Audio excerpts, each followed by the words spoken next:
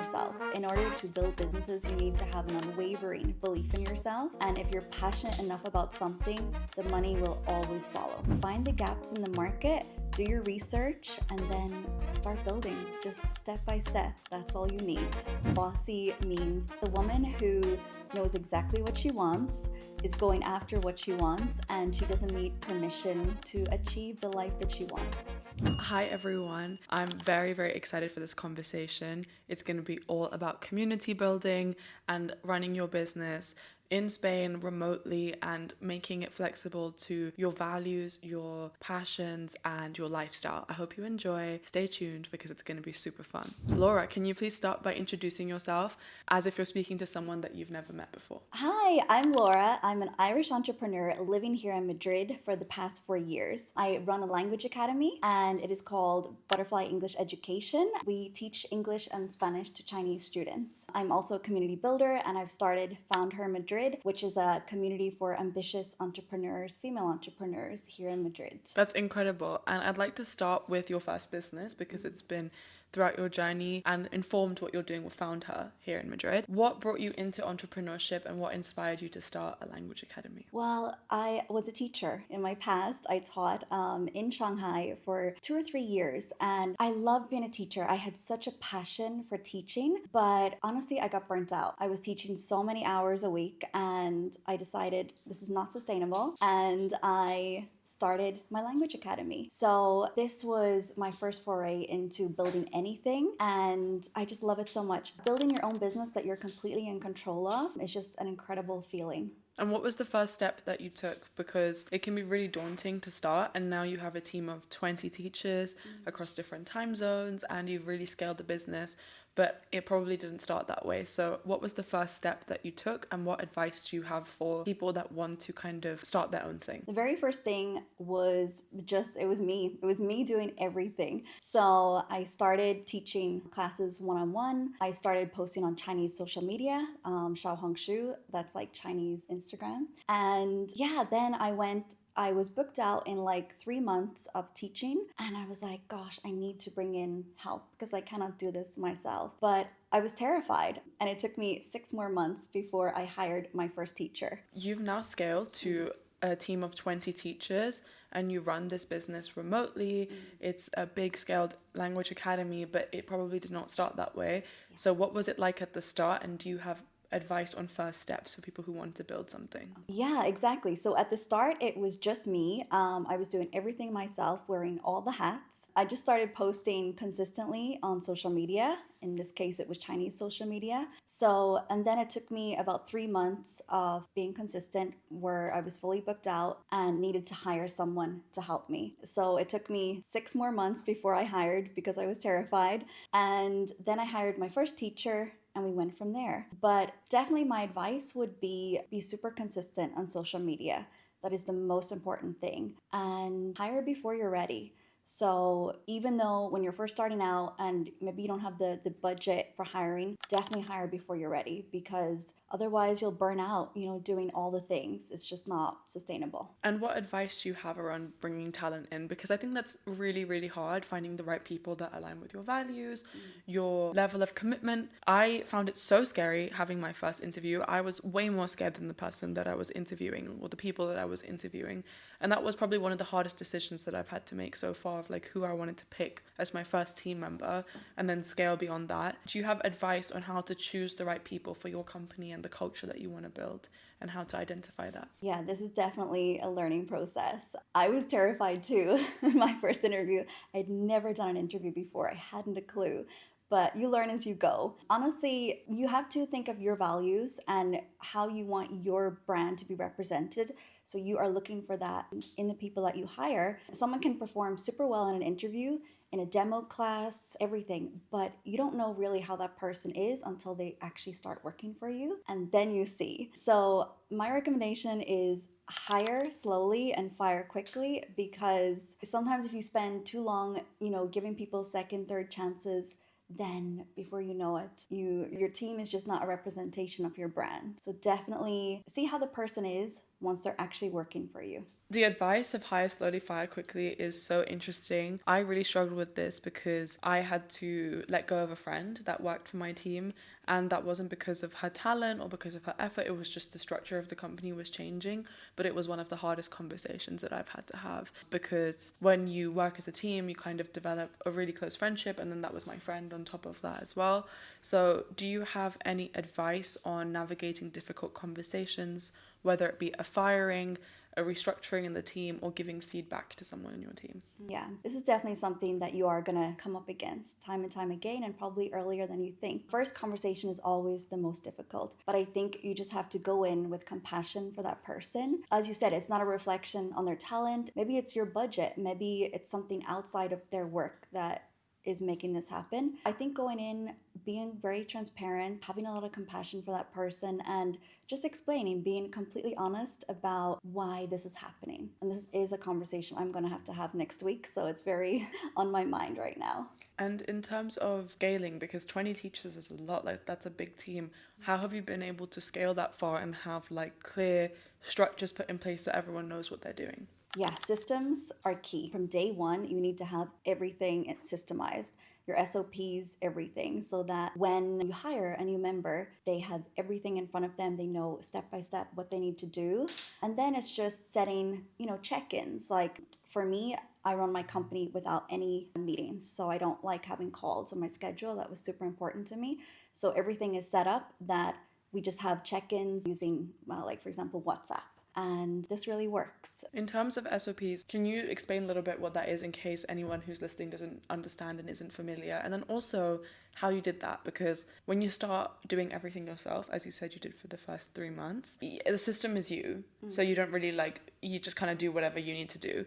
And so how do you start adding structure so that you can explain it to other people? Yeah, so SOPs are standard operating procedures. It's just basically a document writing out step by step what that person needs to do in order to complete a task. But you're right, when you go to think about it, it's harder to write down what am I actually doing step by step. So honestly, using AI is a great tool for this. I write down how much I remember that I do in the process, and then it will help me fill in the blanks. Like, what am I missing in this moment? How can I make this easier for someone else to understand? Because it may seem like common sense to you, but for someone else, it's not at all. And then in terms of the system where you don't do meetings, that's so interesting to me because I'm not familiar with that. Like, I can't imagine the way that my team would function and my company would run without meetings. I love it. I think everyone would be happier. But how can you create clear messaging so people know what they need to do and the check-ins are clear and you're happy and they're happy without having to do like all the meetings and everything? Yeah, this is definitely, I think when people come into my company, they're surprised. There's no meetings every day, but the teachers, they are in their classes every day, so they have their own meetings. But yeah, it's how you set the procedure from the start and just explaining that, not a lot of work gets done in meetings sometimes, I feel. It's easier to just have it all written down. So for example, my assistants, they will take care of the teacher's schedules. So they're fully in charge of dealing with the schedules. So it's more like me checking in with them, and they're managing maybe like 4 or 5 teachers each. So it runs really well because everyone knows who is their point of contact, how many check-ins they need to do per week. And yeah, it's all just systemized. Once people get used to it, it's so much better than having meetings every day. And do you have any advice for anyone who's starting out that needs to put structure in their business? For example, I started as a student. I am neurodivergent. It was a very DIY approach of I know how to do this, this, and this. Let me try it out. And putting standardization and good procedures in has been challenging. And so aside from AI, do you have any advice on how to put more structure in so that you can leave and not have to necessarily constantly be working in your business all the time? Honestly, I'm a planner. So I always have everything planned out. And I think, you really have to just trust people and rely on the talent that you've hired. They know exactly what they're doing. And if you give them enough flexibility that they can do their job, own their job in the way that they feel best, it's the best way. Focusing on micromanaging is never gonna make anything go well. So yeah, honestly, trusting people to do their work is the best thing. And linking to that, your team and teachers are spread across different time zones and different places in the world. How do you find running a remote and global company? What is that like? Yes, I'm dealing with so many different time zones, but I'm so used to it now. And it sounds chaotic, but it really isn't because I'm focused on checking in with, for example, my assistants, and they are in the Philippines, for example. And they're focusing on another time zone. They're dealing with the teachers that maybe are in America or the UK. And everyone has their own time zone to work through it. So yeah, it's to me, it's so natural now, but I understand that it's not how maybe every company has. Normally, companies are dealing with maybe 1 or 2 time zones maximum. Mine is pretty a lot. And talking about time zone, how do you structure your own calendar to kind of navigate this global operations, but now also running a second business? And we're going to transition into like how you made the time to do that, because running one business is all consuming. I can't even imagine how you do two. Well, so our mornings is China's evening, and as that is when our students have classes. So my mornings are all spent on my academy, which is ideal because I'm a morning person. So, and then the afternoon is spent on building my second business. And because I have outsourced so much of my day-to-day operations, I do have a lot more time than you would think to build a second business. And tell us a little bit more about the second business. What is Founder and why did you start it? Yeah, so Founder is an in-person community here in Madrid for female entrepreneurs. And I started it honestly because when I moved to Madrid, I couldn't meet the women that I wanted to meet. I was going to events, I wanted to widen my circle and have these ambitious women all around me. My friends were working in the corporate world. They're super successful, but they just didn't understand what I was going through on a day-to-day basis. And so I wanted to bring women together here to support each other because we need to be in rooms, supporting each other. That is incredible. How did it start? Like, what was the first event that you did, and how have you managed to grow a community? Because I feel like community is such a buzzword. Everyone wants to do community, everyone wants to do events. How do you actually get people into the room? So my very first event was in a little bar up in Malasaña. 20 women showed up. I was delighted. I was like, no one is going to show up.